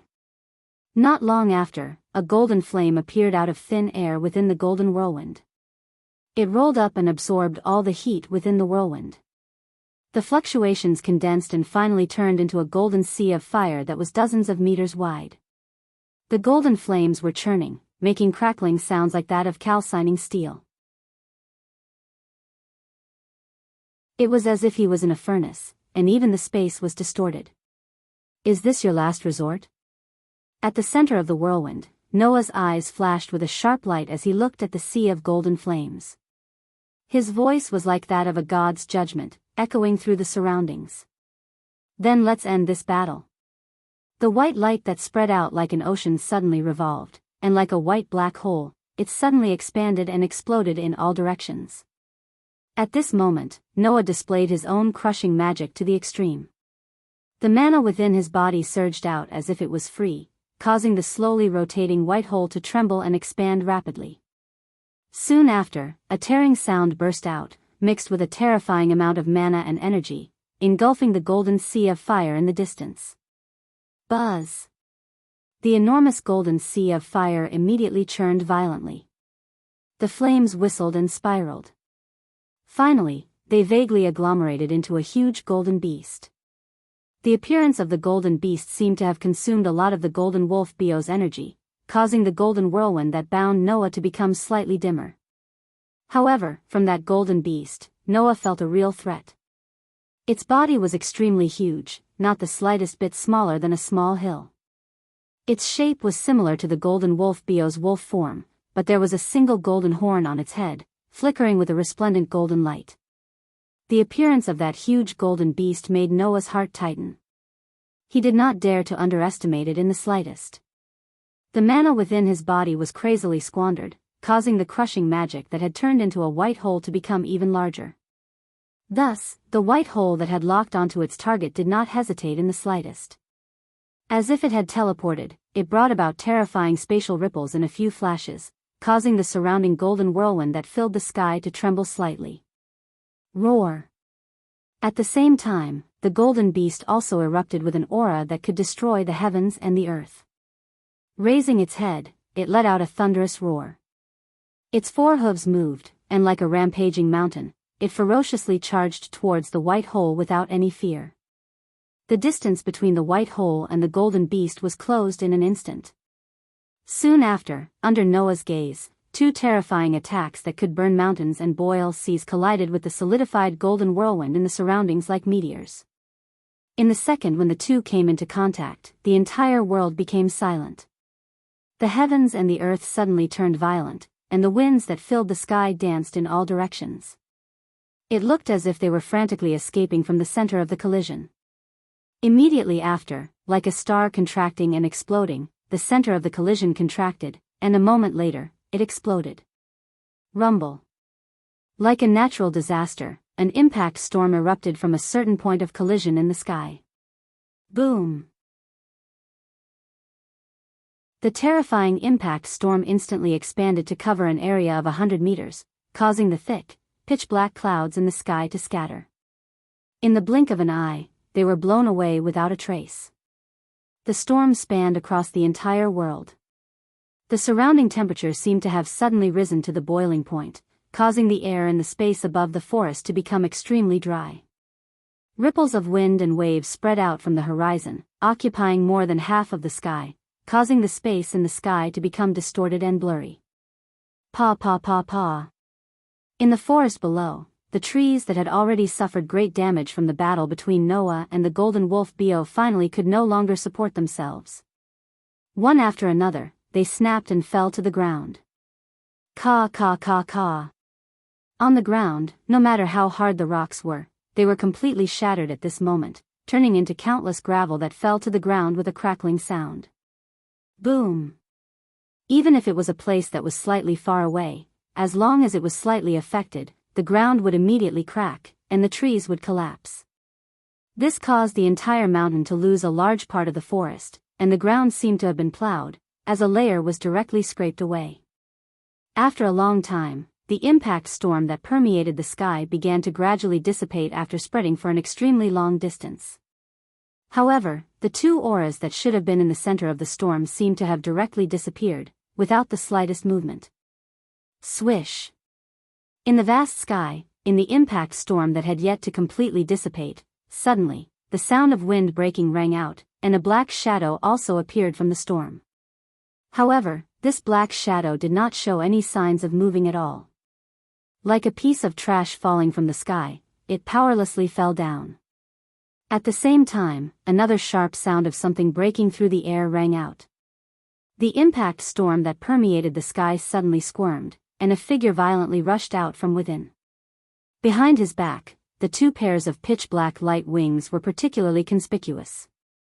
Under such circumstances, the pitch-black light wings shook, and the figure of its owner turned into a stream of light, explosively shooting towards the black shadow that was rapidly falling to the ground. In the blink of an eye, he appeared above the opponent's head.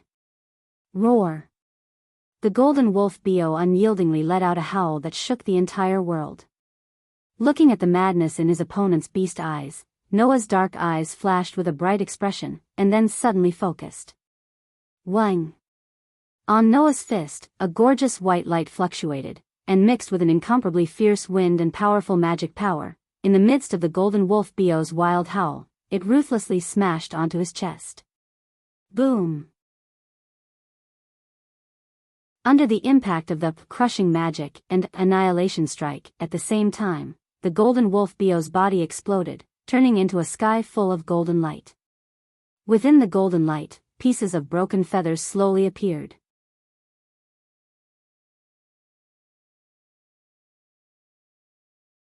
Chapter 345. Ding! It was a pleasant and crisp sound like a wind chime. Just like a bird flying under the protection of the gods, the broken feathers emitting a soft white light gently floated down and fell to the ground. Duh! With the pitch-black knight's sword in his hand and the magician, in the form of a pair of light wings, Noah floated down along with the fragment of the world. With a clear sound of landing, he finally stood on the ground once again. However, compared to the beginning, the ground had long since become like a large earthquake. Not only were there potholes everywhere, there were also traces of cracks. Tree fragments were scattered all over the ground. It was extremely messy and unbearable to look at. Compared to the ground, the sky was not at a disadvantage at all. Caw caw caw. In the area that was still covered by the impact of the previous storm, the space cracked, revealing pitch-black cracks that made one's heart palpitate. Moreover, the cracks were still spreading to the surroundings, and it was likely that they would not dissipate for a period of time. Noah's crushing magic, at full strength, was indeed quite domineering. With the support of an extremely sufficient amount of magic, it could even shatter space. At this level, even Kildas who also had the crushing magic might not be able to do it. After all, even if Kilda's mastery and control of the crushing magic was not inferior to Noah's, Kilda certainly did not have the extremely vast amount of magic that Noah had. He simply could not support the crushing magic to such an extent. Fortunately, the battle was on a mountain top far away from the traces of people. Otherwise, if Noah and the Golden Wolf Bio were to battle in Sanyi City, it would definitely cause an unimaginable disaster. Ding! The fragment of the world that was emitting a soft white light was still making light sounds as it slowly floated down from the air. Noah reached out his hand and held the broken feathers in his hand. Feeling the familiar power and emotion on it, he let out a heavy breath. The pitch-black knight's sword and magician simultaneously turned into a green flame and dissipated in the air. Ha! Noah took a deep breath. Waves of exhaustion came from the inside of his body, causing Noah to let out a bitter laugh. How long has it been since I experienced physical exhaustion? In the battle with the Golden Wolf Bio, Noah used all of his powers except for the Black Tea King and Fairy Tale of his 3 major spells. However, the Black Tea King was unable to be used in this battle. Although Noah's Black Tea King had the excellent effect of plundering other people's abilities, it had no effect on powers that were not in the category of abilities. Since the beginning, Black Tea King's sword, naturally, the Black Tea King was unable to have any effect on him. Don't think that Golden Wolf Bio's ability to change forms like a magician. Golden Wolf Bio didn't have a fixed form to begin with, and the ability to change forms was also part of his body's power. Like water. Although the body of water was extremely ordinary water, it could change into any shape due to external factors. Could that be considered as water-possessing abilities? Naturally, it was impossible. As for the 3 major spells of the fairy tale, they were indeed quite powerful. Even if he was able to use one of them, this battle would not have lasted this long.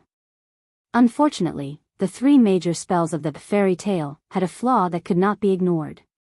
Usage time. The amount of time needed to use it and activate it was not short. Using it to deal with other enemies might not be a problem, but to deal with the golden wolf Bio, who was as fast as lightning, whether or not he could use it in time was a problem. At least, Noah had not found such an opportunity. Thus, after using his full strength, Noah had used up a lot of the boundless magic in his body. He did not overdraft it, but he still squandered it, causing Noah to feel a trace of exhaustion. Wang. At this time, in the sky, a golden light sprinkled down, slowly condensing into the form of the golden wolf Bio. Noah's body tensed up, fiercely looking in the direction of the golden wolf Bio. But when Noah thought that the reborn golden wolf Bio would continue to violently attack him, the scene that appeared in front of Noah made him stare blankly. Bang! With a soft thud, golden wolf Bio, who had regained his human form, fell to the ground as if he was paralyzed. Noah could clearly see that the eyes of the golden wolf Bio that had fallen to the ground were filled with wildness and ferocity. However, there was only a faint light left in those exceptionally bright gem-like eyes. The golden radiance on its body had also completely dimmed. Even its body had become illusory, as if it could disappear at any time. Seeing this scene, Noah's tensed body slowly relaxed, but he remained silent. Noah could sense that the life force of the golden wolf Bio was decreasing at a terrifying rate. He was afraid that if this continued, the golden wolf Bio's life would directly disappear.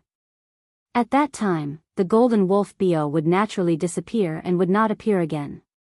It was originally a sprite born from nature, a bundle of fantasy formed by the convergence of mystery and miracles. As a fantasy breed, the golden wolf Bio's life was absolutely perfect. Not only would it not age, but it would also not die. No matter which world it went to, unless its existence could be directly erased. Otherwise, the golden wolf Bio would be a perfect body that would never die. Logically speaking, it was impossible for the golden wolf Bio's life to suddenly disappear like this. However, the appearance of the world fragment changed everything. In the past, Noah thought that the world fragment had lodged in the golden wolf Bio's body after it was born. But now, Noah understood that it should be the opposite. If Noah had not guessed wrongly, the world fragment should have quietly stayed in a corner of this world before this. However, in this place, fantasy breeds had started to be born. Originally, the birth of a fantasy breed would take an extremely long time, but perhaps due to the influence of the world fragment itself, the fantasy, mystery, and miracles that were born in nature used the world fragment as the core and accelerated the birth. As a result, the golden wolf Bio was born much earlier than it should have been. After that, under the influence of the world fragment as the core, the golden wolf Bio's strength had grown at a terrifying rate. It had even grown beyond the category of a fantasy breed and reached a point where even the dragon, who stood at the peak of the fantasy breed, could not match up to it. However, because of this, the golden wolf Bio's intelligence had not been able to grow sufficiently. As a result, the golden wolf Bio could not have the intelligence of a human. It could only have a little spirituality and could understand human language, but its brain was not very bright. It was in this state where it was neither good nor bad. Now that the world fragment as the core had been taken back by Noah, this life that was born by relying on the world fragment naturally could not continue to exist. Just as Ouchie Orange had said, the golden wolf Bio had undergone an abnormal evolution. While this evolution had brought about a terrifying growth in strength, it had also caused it to lose its intelligence and become an existence that relied on the world fragment to exist. It was no longer a perfect life form. After understanding this, Noah fell silent and slowly walked in front of the golden wolf Bio. The golden wolf Bio raised its head. Its body was faintly discernible and could disappear at any time. Furthermore, it was extremely weak. However, it still looked at Noah unyieldingly. Even though it had undergone an abnormal evolution, the golden wolf Bio was still a fantasy breed. It had surpassed the category of a fantasy breed and was evolving toward a mythical breed. Even if it was about to disappear, even if its intelligence did not reach the level of a human, the golden wolf Bio still had the pride of a fantasy breed and would not lower its head to an enemy. Seeing this, Noah sighed. In the end, you ended up in this state because of the influence of the world fragment.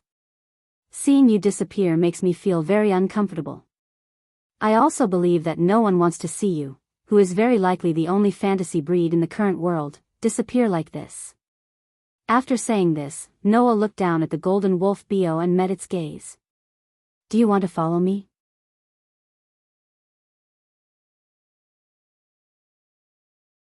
Chapter 346.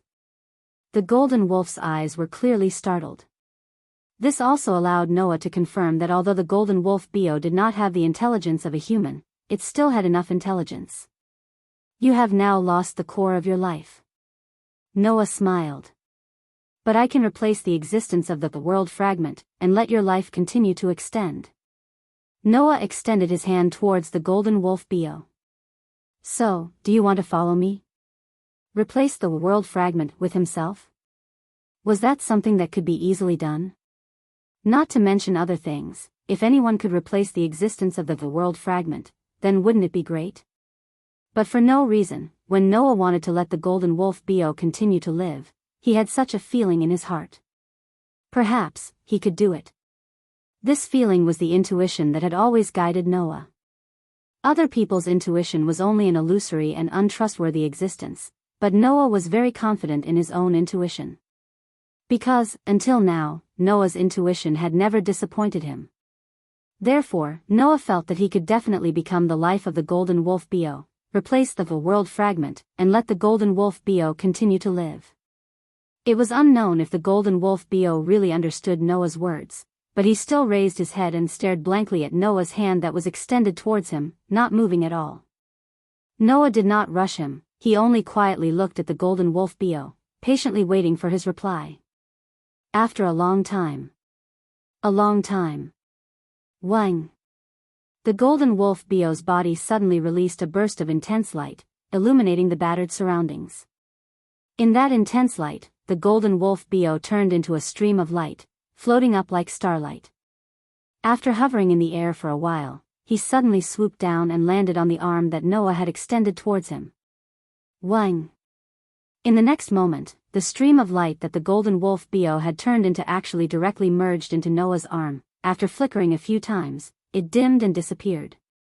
Noah couldn't help but be stunned. After he reacted, he quickly rolled up his sleeves. However, the hand that golden wolf Bio had fused with was the hand that Noah had injured while saving Elisha. In order to hide the scar, it had always been wrapped in bandages. Thus, Noah directly removed the bandage on his hand, exposing his arm to the air. Looking at his hand, Noah was a little stunned.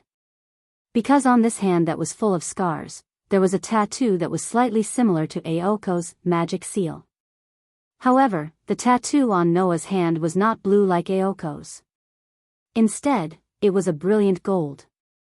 There was also a faint trace of a wolf's head howling at the moon. Wang. The resplendent tattoo flashed with brilliance, illuminating Noah's cheeks. Noah could feel that this tattoo was agitating as if it had a life of its own, and it was becoming more and more intense. Extending his other hand, he lightly brushed the golden lines on his arm that was full of scars. Feeling the heart-like agitation of life inside, Noah couldn't help but smile. From today onwards, we are a community of life. You live because of me, and I will also give my life to you. I hope that our time together will be forever. Wang. On his arm, the golden lines suddenly burst with a brilliant light, as if responding to Noah's vow. Faintly, Noah could even see a sacred golden wolf letting out a resounding howl at him. At that moment, Noah lightly brushed the golden lines, as if he was comforting something. Then, he grabbed the bandage and once again wrapped the hand that was full of scars and lines. Raising his head and looking in the direction of the mountain top, Noah leaped up, his body turning into a stream of light as he flew away. When Noah once again appeared on the mountain top, the scene that appeared in front of him made Noah's heart tighten involuntarily. The ground had collapsed even more thoroughly than when Noah had first left. On the ground that was full of rubble, there were 3 figures lying there. Impressively, they were Aoko Aochi, Yuzhu, and Aoko Aochi Cheng. Except for Aoko Aochi Cheng, who was leaning against a tree trunk, Aoko Aochi and Yuzhu were directly lying on the ground. Moreover, the 3 of them were covered with bloodstains, and their injuries looked quite serious. Could it be that Aoko Aochi, after seeing that she couldn't win, wanted to perish together with Aoko Aochi, and fought with Aoko Aochi Cheng? But that couldn't be right. Undoubtedly, Noah had left Avalon here before he lured the golden wolf Bio away. Moreover, Avalon still had plenty of magical power. Even if Aoko Aochi and Yuju were fatally injured every second, they could still be healed for 3 minutes. How could they still be injured? Aoko Aochi. Yuju. With a lot of doubts, Noah came to the side of Aoko Aochi and Yuju who were lying on the ground. After checking on them, he let out a sigh of relief. Although they were seriously injured, it wasn't fatal. Aoko Aochi and Yuju had only fainted, and the worst situation didn't happen. Cough cough cough. At this time, not far ahead, weak coughing sounds entered Noah's ears. Noah raised his head and looked at Aoko Aochi who was leaning against a tree on the ground. Looking at her abnormally pale appearance, blood at the corner of her mouth, and weak appearance that was constantly coughing, he narrowed his eyes, slowly stood up, and walked towards Aoko Aochi's direction. Aoko Aochi seemed to have heard the footsteps. She raised her head with difficulty and looked at Noah who was in front of her. She wasn't surprised, nor was she afraid. Instead, she revealed an empty smile. Looks like Bio lost. Noah didn't say anything. He just quietly looked at Aoko Aochi without saying a word. Although I don't know what you did to Bio, but my contract with Bio has been severed. What a pity. That child's performance is higher than a dragon. I thought I could rely on him to dominate the entire magic world. Aoko Aochi looked as if she needed a lot of strength to even raise her eyes. She looked at Noah with difficulty. As you can see, both of us are injured. But as my trump card, the werewolf has already lost to you. You can take my life. Hearing this, Noah's face was emotionless. He just casually said such a sentence. Is that all you want to say? How is that possible? I have a lot of things to complain about. Aoko Aochi smiled, but the blood on the corner of her mouth and her pale face made her look extremely miserable. In the end, I didn't even see the magic of the Aoko family. Sure enough, I don't have any fate with magic. After saying such a sentence, Aoko Aochi closed her eyes and revealed a defenseless posture. She looked like she had already accepted her death sentence. You really love Aoko. This was the last sentence Aoko Aochi said to Noah. Such a sentence without rhyme or reason proved that Noah's heart was easily seen through by Aoko Aochi. This was because Aoko Aochi felt the determination in Noah's body. The determination to kill her. That was why Aoko Aochi said such a sentence. And the reason why Noah wanted to kill Aoko Aochi was quite simple. In this cruel magic world, Aoko Aochi and Aoko Aochi were destined to not get along peacefully. It was more likely that they would continue to kill each other until only one of them was left. If the one who survived was Aoko Aochi, killing her own sister would definitely lead Aoko Aochi to an ideal magician's path that Noah absolutely didn't want to see. In that case, he would be the one to kill Aoko Aochi. This was the reason why Noah wanted to kill her. That was why Aoko Aochi said that Noah loved Aoko Aochi. Without saying anything to deny, Noah just raised his hand to Aoko Aochi and spread out his palm, which flashed with phosphorescent light. Pa! Just when the magical power gathered in Noah's palm was about to turn into a magic bullet that would take away Aoko Aochi's life, a slender and strong hand grasped it. Noah reflexively turned his head and met a pair of eyes full of tenacity. Aochi Aoko struggled to support his scarred body and looked straight at Noah. There was an unquestionable look in his eyes. This is what I want to do. After saying that, Aoko Aochi seemed to have completed her final task. Her vision blurred and her body softened, falling into Noah's chest. Noah reached out and hugged Aoko Aochi's plump body, not saying anything for a long time. You're tuning into the Journey of the Soul YouTube channel. Don't forget to subscribe and join us on this journey to catch the most captivating stories.